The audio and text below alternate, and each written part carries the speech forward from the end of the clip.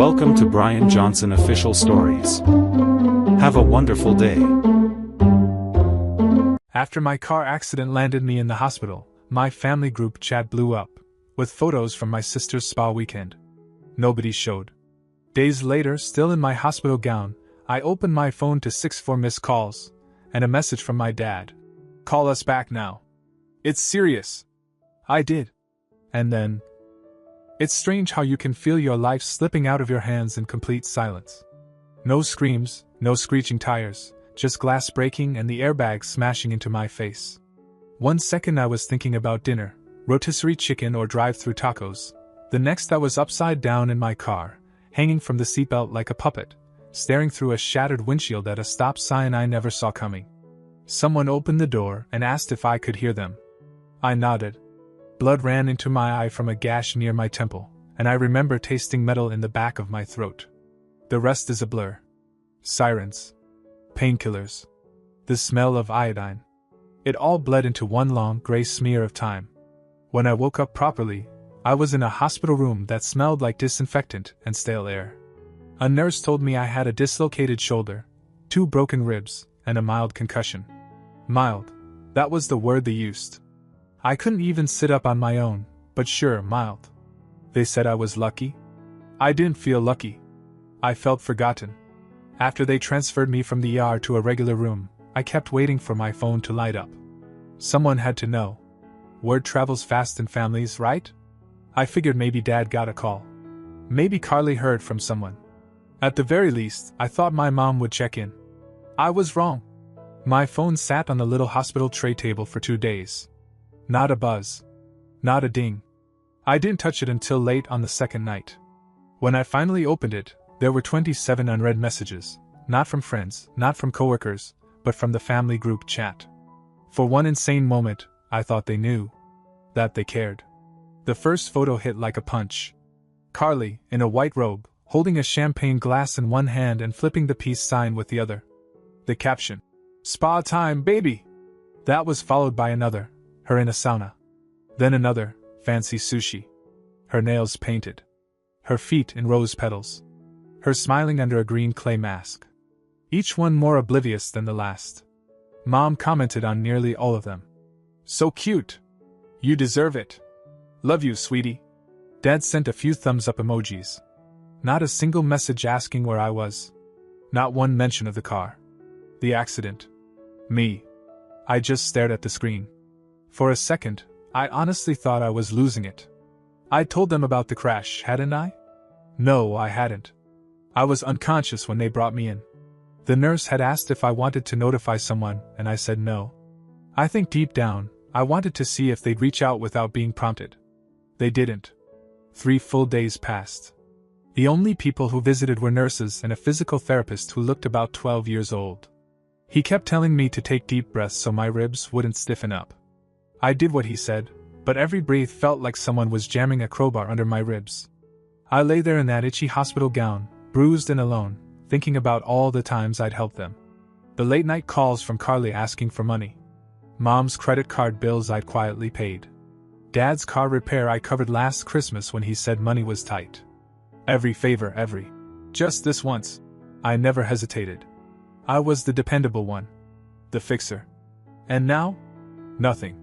By the 4th day, I was discharged but told not to drive or work for at least a week. I sat in the lobby for nearly an hour waiting for a rideshare because no one had offered to pick me up. I didn't even ask. I went home, still in the hospital gown under my hoodie because I couldn't lift my arm high enough to change my shirt. I slept most of that day. The next morning, I finally turned my phone's ringer back on. 64 missed calls. They all came in over the last 48 hours. Most were from Dad. A few from Carly. 1 from Mom. There were no voicemails, just a text sitting at the top of my screen. "Dad, call us back now. It's serious." I called immediately. The line didn't even ring once before he picked up. His voice was strained. There was panic underneath it, but he wasn't yelling. Not yet. What he said next didn't make sense at first. Something about misplaced documents. Something about an account being frozen. I didn't interrupt. I let him talk. As I listened, lying there in my own apartment, in the same gown they'd discharged me in, I realized something. For the first time in years, they needed me more than I needed them. And I was done playing the idiot. When I finally called my dad back, I was still sitting in the same chair I'd collapsed into when I got home from the hospital. I hadn't even changed out of the hospital gown. I threw a hoodie over it, but the scratchy fabric against my ribs still made everything ache. The phone didn't even ring. He picked up immediately, like he'd been holding it in his hand, pacing in circles. His voice didn't sound angry. It sounded rattled. That was rare for him. He said they'd been trying to reach me for 2 days. I didn't respond to that. He started explaining, or maybe just rambling. Something about how Carly's rent hadn't gone through, how her card declined at a restaurant, and how she couldn't access her bank account. At first I thought maybe she got hacked, but then he said it. Her backup card was frozen too. The one under my name. He kept going. Mom had tried transferring money for bills, and it bounced. Her credit card, also a secondary on one of mine, stopped working mid-checkout. She thought it was a glitch until the bank flagged suspicious activity. Then her phone bill autopay failed. That's when the panic started. They thought someone had hacked me. Or maybe that something was wrong with the bank. They didn't even consider the possibility that I had done it. Dad asked, almost cautiously, if I knew what was going on. I didn't say anything right away. I just let the silence do what it needed to do. Then I said calmly that I froze everything. I canceled the secondary cards. Shut down the backup account that Carly used. Blocked outgoing transfers. All of it. He sounded genuinely shocked. Like I had thrown a brick through their living room window. He asked why. So I told him. I told him I was in a car accident. 4 days ago. Flipped the car. Broken ribs. Dislocated shoulder. Concussion. I told him I spent 3 nights in the hospital, and that I walked out alone because no one in the family even knew I was missing. And then I told him what really pushed me over the edge, the spa photos.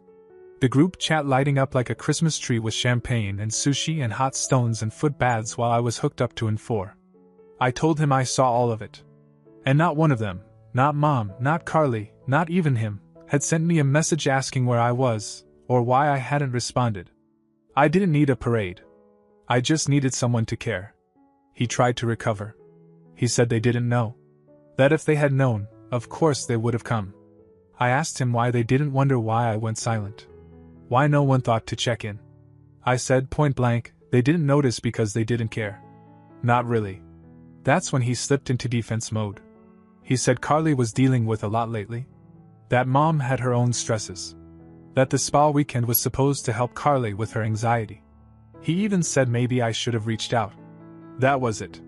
I told him I was done being the one who always reached out. I was done being the family's safety net. I'd paid Carly's rent 4 times in 2 years. Helped Mom consolidate her debt. Paid off a medical bill for Dad that he never even thanked me for. And now, when I needed something, not money, not help, just basic human decency, they didn't even notice I was gone. He asked me if I was really going to turn my back on family over this. I told him no. I already had. Quietly. While lying in that hospital bed. While scrolling through spa photos. While realizing I could die and they wouldn't know until the credit card declined at brunch. Then I hung up. That night I opened my laptop. Pulled up every account I had a connection to. The ones they'd forgotten I helped set up. The temporary help, accounts that never got switched back to their names. I made a spreadsheet. I went line by line. Phone bills. Streaming subscriptions. Rent. Credit cards. Student loans. Even Carly's gym membership. All of it was still flowing through my accounts. I shut it all down. Froze the credit cards. Cancelled autopays. Changed passwords. Sent requests to remove my name from shared leases and accounts. I wasn't angry. I was methodical. I wanted every door closed, every pipeline shut off. I didn't tell them. I just waited. The first text came the next morning. Carly, all caps, asking why her card didn't work. Then another. Then a call. Then a message from Mom saying her account was frozen and asking if I could call the bank. Like last time. Dad texted asking if I was mad and if we could talk again. I didn't respond to any of it. This wasn't revenge. This was reality catching up to them. and I wasn't going to stop it. By the end of that week, they were all spiraling. Carly called me 7 times in one day. She sent voice messages, long ones, each more dramatic than the last. The first one was confused. The second was annoyed. By the third, she was crying. Real or fake, I couldn't tell anymore. She said she'd been humiliated at her favorite cafe when her card declined in front of everyone. Then she couldn't access her Uber account. Couldn't pay her rent. Her landlord threatened late fees, and the spa charged her a cancellation fee she couldn't afford. I listened to every message without responding. Mom texted next. Said she didn't understand why her bank was acting weird. Then she asked if I could help sort it out. No apology. No mention of the accident. No. How are you? Just straight to the problem like I was her customer service rep. I didn't answer. She sent 3 more messages the next day, the tone slowly shifting from sweet to sharp. Dad was the only one who tried to sound reasonable. He called me again on a Saturday morning and left a voicemail. Said he understood I was upset, but that freezing everything was a big overreaction. That Carly was just a little careless sometimes. And Mom didn't mean to ignore me. He said it wasn't fair for me to cut them off like this without warning. That's when I realized something. They didn't see it as me reclaiming what was mine. They saw it as betrayal. And that told me everything I needed to know. Carly finally showed up at my apartment. She buzzed 3 times. I didn't answer. She texted from the lobby, said she just wanted to talk. I ignored it. 10 minutes later, I saw her car drive off through the blinds. No message after that. She wanted access, not closure. She wanted her life unfrozen, not the truth. The following Monday, I got a call from the bank. Apparently, Carly tried to authorize a transaction using my old joint card info, the one I'd already deactivated. They flagged it and asked if I wanted to report it as attempted fraud. I didn't. I just told them to keep the freeze in place and to monitor any further access attempts.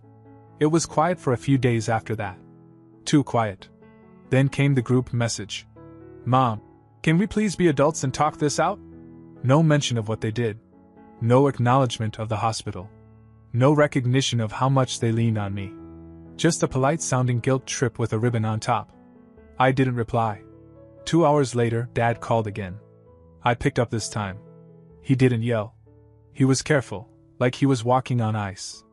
He said they were all going through a rough patch. That Carly had been under pressure, and that Mom was just distracted. He said I'd always been the strong one in the family. That they needed me to come through. Again. That word again. Needed. I let him talk for a full 5 minutes. I think he thought I was softening. Then I asked him one question. When did any of you last do something for me? There was a pause. A long one. Then he said, That's not how families work. Exactly. That was the moment I decided this wasn't a phase. This was permanent. They had taken my silence for consent for too long. They had confused my generosity with obligation. They thought blood meant ownership. Not anymore. I didn't raise my voice. I didn't threaten. I just told him, the support is over. I'll pay my own bills, handle my own life. They can do the same. He tried to protest, but I ended the call before he could finish. It wasn't anger. It was clarity. And I could already see the collapse beginning. 3 days after I cut everything off, Carly's phone service was cut too. I didn't know at first. What tipped me off was the silence on her Instagram. Not even a story. That girl used to post when she sneezed. I checked out of curiosity. Her page was still there, but everything was wiped. No posts, no profile picture. Then an hour later, it was gone completely. Deleted. That was my first real confirmation that her perfect little spa-glazed world was cracking.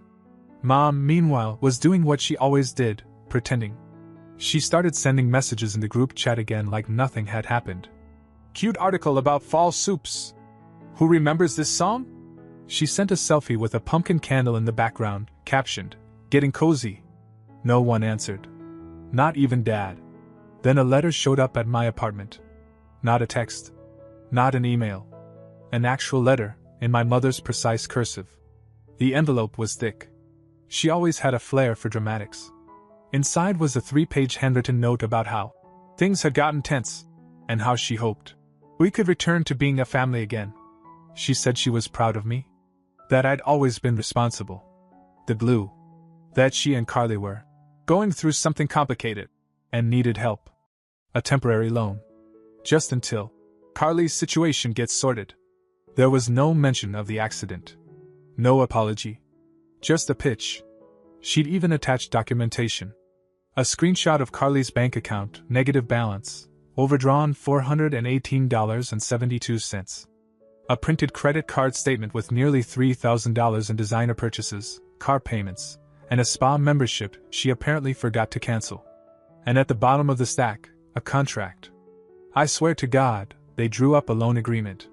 Typed. With interest terms. A payment schedule. Places for me and Carly to sign. A space for a witness signature. The kind of thing people use to protect themselves in court, from strangers.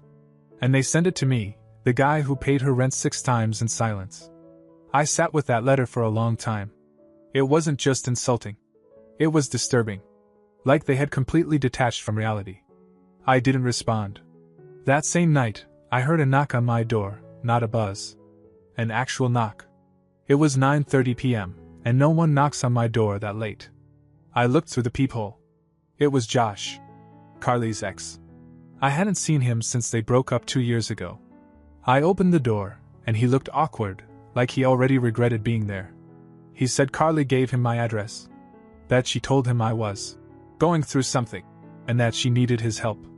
Said she painted this picture where I'd lost my mind, cut everyone off out of nowhere, and left her stranded. I asked him straight out, was she staying with him? He shook his head. Said she asked, but he wasn't dumb. Then he said something I didn't expect. She's with your mom now. On the couch. And they're telling people you had a breakdown. I didn't speak. He just kept talking. He said he didn't believe her at first, but when he heard the version of events she was spreading, that I'd snapped after some small family disagreement, and cut them off because I couldn't handle stress, he decided to come to me directly. So I told him everything. The crash. The hospital. The silence. The money trail. The shutdown. He listened. Quiet. No defense.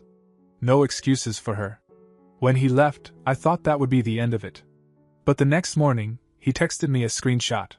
It was a Facebook post from my mom. A vague status, but pointed. Please keep our family in your prayers. Some people lash out when they're in pain. We're trying to stay strong through a very difficult time. Dozens of comments. Sending love. Hope everything is okay. You're such a strong mom. That was the moment it really sunk in. They weren't just avoiding the truth. They were actively rewriting it. They were building a new narrative. One where I was unstable. Emotional. The villain. They couldn't reach my wallet anymore, so now they were going for my reputation. I didn't get mad. I got ready. I pulled out my phone, opened the folder I'd created after the accident, and added more. Screenshots of the group chat during my hospital stay. Missed calls. The letter. The loan document. The spa charges. Even the Facebook post.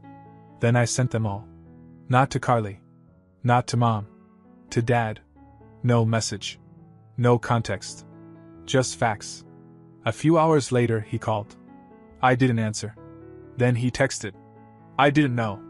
I see it now. I'm sorry. He didn't defend them. And that was the moment I realized the house of cards was already collapsing. I just gave it a final push. After Dad sent that text, he went silent. No follow-up. No phone call. No emotional guilt trip. Nothing. Just those 6 words, I didn't know. I see it now. I'm sorry. I didn't respond. I wanted to believe it meant something. That maybe for once, someone in that family saw what I'd actually been holding up all these years. But I wasn't about to take the bait. I'd seen too many fake apologies, too many half-hearted promises that always ended the same way, them needing something again. What I didn't expect was what came next. 2 days later, I got an email from Carly's landlord. It was a notice. Apparently, my email had still been listed as her emergency contact. The message was blunt: unpaid rent, no communication, and a pending eviction notice. She'd skipped the last payment, and the late fees were stacking. They'd tried calling. No answer. They were giving her 5 more days before filing. I stared at the screen and thought back to all the times I'd wired money to that same office. Quietly. Automatically. She didn't even thank me half the time. Once, she messaged me, "Done T-checks," and didn't speak to me for weeks. Now she was out of lifelines. Later that night, Josh texted me again. He'd gone over to Mom's. Something about picking up some of his stuff Carly still had. Said she looked rough. Eyes puffy, pacing, like she hadn't slept. She tried to get him to talk to me again. Said she couldn't believe I'd do this to her. He didn't bite. Then he told me something unexpected. Mom and Carly had gotten into a screaming match. Carly blamed her for not fixing things, and Mom snapped back that she was not made of money. Josh said it got bad. Like neighbors called the cops bad. Carly took Mom's car without permission the next morning. Left her stranded. That was the first real crack in the armor, Carly turning on the only person still defending her. And I realized something. They weren't just panicking because the money was gone.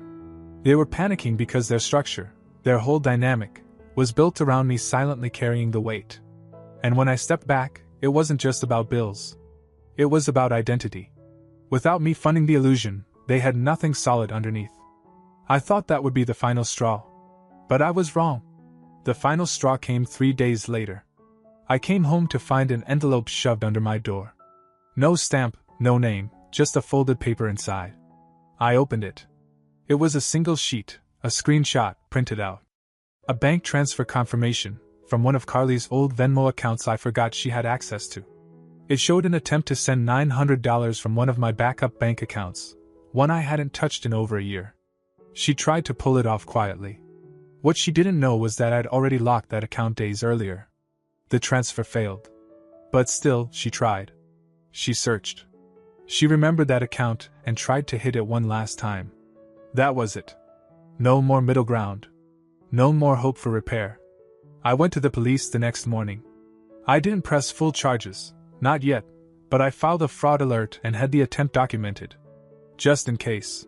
The bank flagged her name, her IP address, her device. If she ever tried again, it would be automatic. I didn't tell her. I didn't tell anyone.